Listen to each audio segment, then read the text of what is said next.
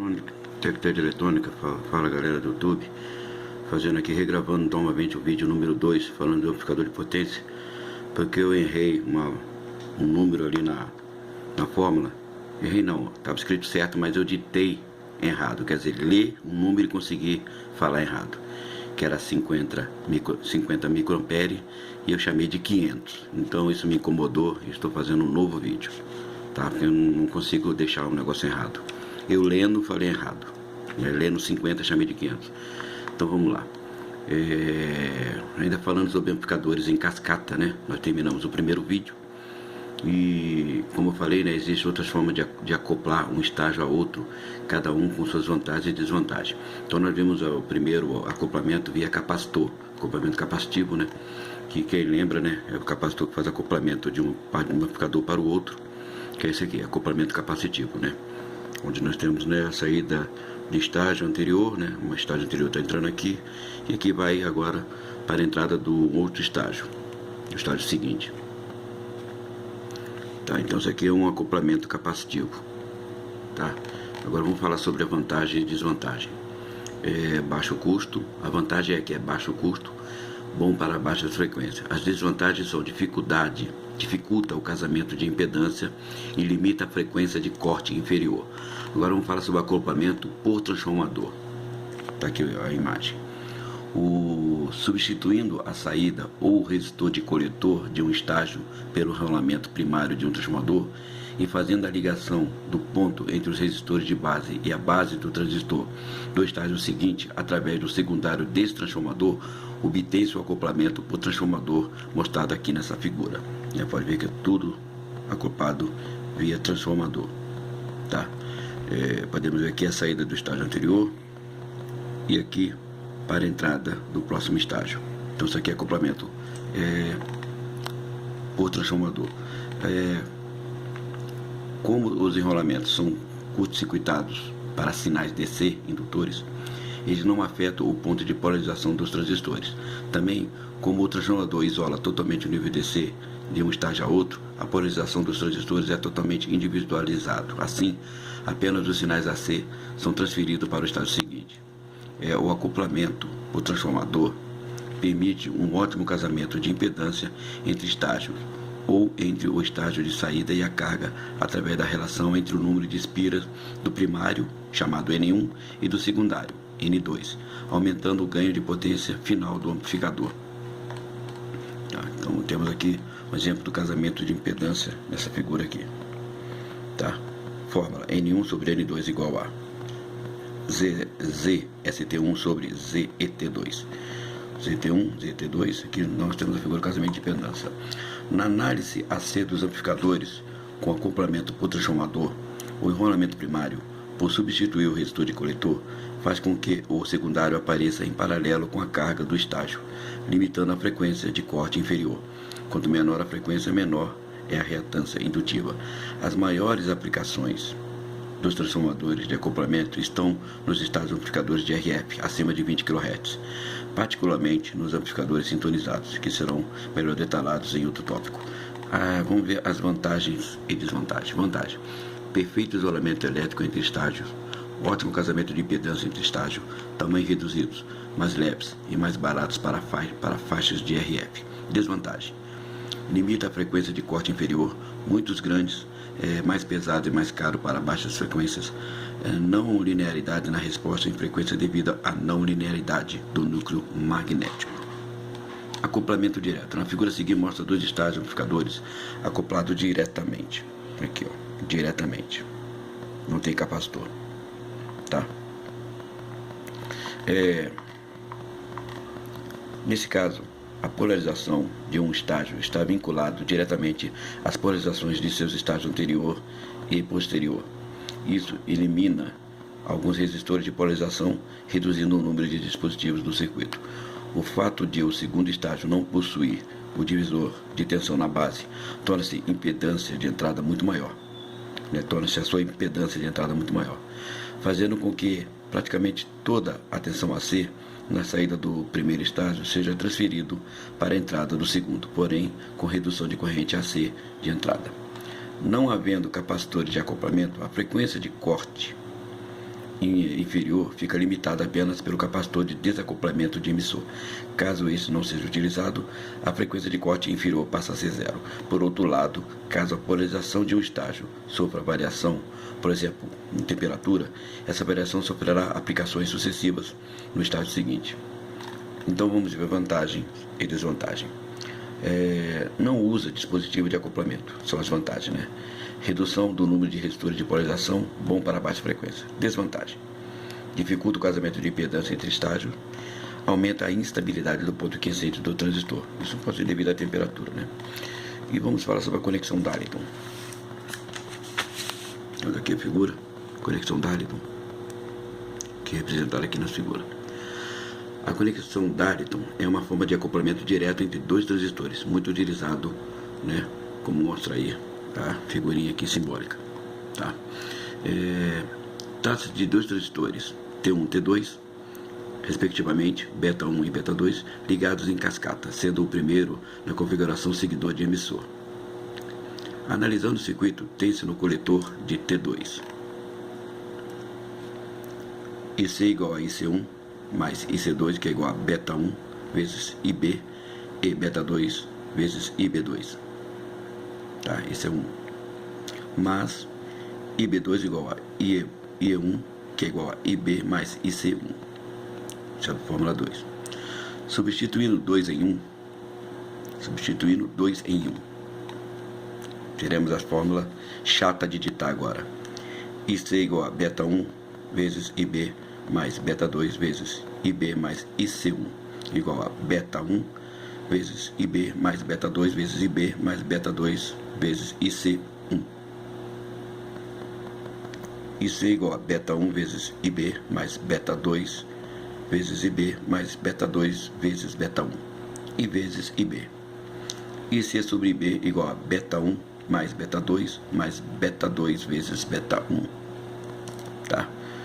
Chamando IC sobre IB de ganho de corrente total, beta total ou BT, né, beta T, e considerando que beta 1 vezes beta 2 é muito maior que beta 1 mais beta 2, tem-se BT, né, beta total, BT não, beta total, não é BT, beta total igual a IC sobre IB, aproximadamente beta 1 vezes beta 2. Um exemplo aqui. Por exemplo, qual o ganho de corrente total de uma conexão Darlington formada por dois transistores com beta 1 igual a 120 e beta 2 igual a 200? A fórmula seria, deixa eu arrumar aqui, espaço pequeno, beta, deixa eu botar a perninha aqui, não pode faltar a perninha, pelo amor de Deus. Beta T igual a beta 1 vezes beta 2, que é igual a 120 beta 1 vezes 200, que é do beta 2, igual a 24.000, é o ganho. Por este exemplo, é possível verificar que o ganho de corrente é muito elevado na conexão Darlington. Uma conexão Darlington apresenta, conforme a figura que eu vou mostrar agora, as seguintes limitações. Tá? Temos aqui a figura. E temos as seguintes limitações: VBE igual a VBE1 mais VBE2, VBE igual a VBE1 mais VBE2, VCE igual a VCE2, VC max igual a VC2 max, IC max igual a IC2 max e PC max igual a PC2 max. Max quer dizer de máximo, tá? Tá aqui a fórmula. Limitação da conexão Darlington. Portanto, necessariamente o transistor T2 deve ter uma potência maior que T1. Comercialmente são encontrados transistores em conexão Darlington num único capsulamento, ou seja, um único invólucro, facilitando a sua utilização em diversas aplicações práticas, inclusive em saída de amplificador, né? Agora vamos ver o amplificador Darlington, seguidor de emissor. Tá? Darlington, seguidor de emissor, estamos aqui. Como já foi visto, essa conexão pode atingir um ganho de corrente muito elevado. Tá? Então,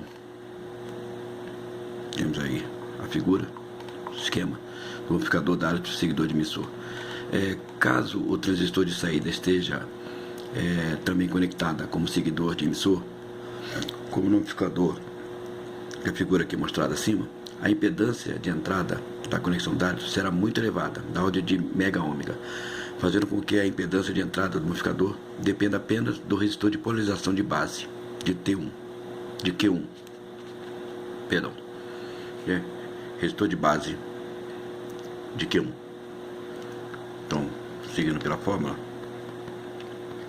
ZE igual a HFE vezes HFE 2 vezes RE.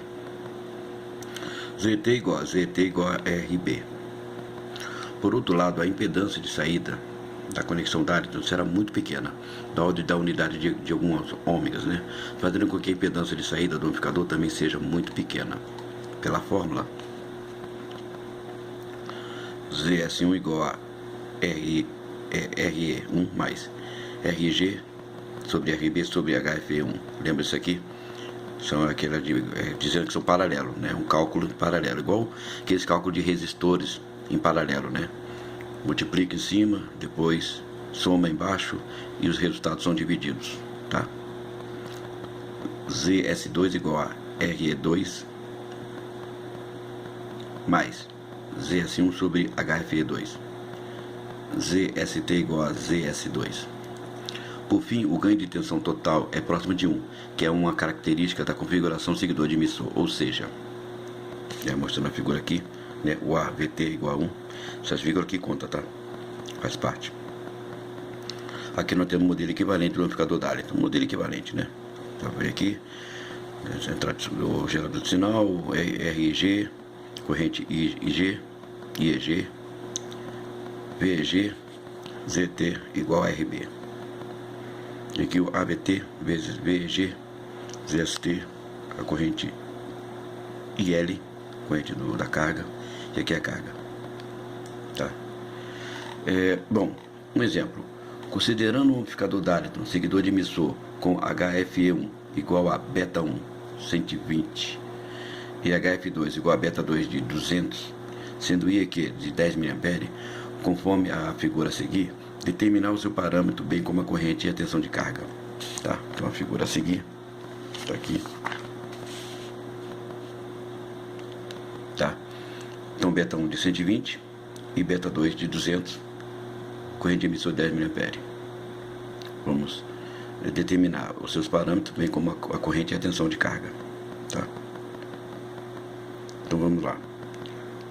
Seguindo a fórmula, impedância de entrada do amplificador, Z igual a HFE1 vezes HFE2 vezes RE, que é igual a 120 vezes 200 vezes 560, tá? Que é o valor do resistor. Deixa eu acertar aqui, que aqui é 60, tá? Esqueci de botar a cabecinha para vocês aqui, que é 60. Pronto, agora tá certo. Senão vão perguntar de onde é esse 560. Que é igual a 13,44 mega-ômega. ZET igual a ZET, 1 com vírgula, outro sem vírgula, igual a RB, que é igual a 47K, que é resistor de base, tá? Que é 47K aqui, ó. Então 47K e 560 RE, né? Impedância de entrada do amplificador. Resistência dinâmica de emissor. IEQ2 igual a 10 mA. RE2 igual a 0,025 sobre IEQ2, que é igual a 0,025, IEQ2 é igual a 10 mA, né? Que é igual a 10M, que é igual a 2,5 ômega. IEQ1, aproximadamente IEQ2 sobre beta 2, igual a 10M sobre 200, que é igual a 50 microampere. Aqui que eu errei, que eu chamei de 500. RE1 igual a 0,025 sobre IEQ1, que é igual a 0,025, e IEQ1 é igual a 50 micro, que é igual a 500 ômega. Essa é a resistência dinâmica de emissor. Resistência dinâmica. Impedância de saída do amplificador. Vamos ver a impedância de saída do amplificador, né? ZS1 igual a RE1 mais RG sobre RB sobre HFE1. Os dois traços eu já expliquei, né? Igual a 500 mais 2K sobre 47K sobre 120. Olha, dois traços aqui, o paralelo, igual a 516 ômega.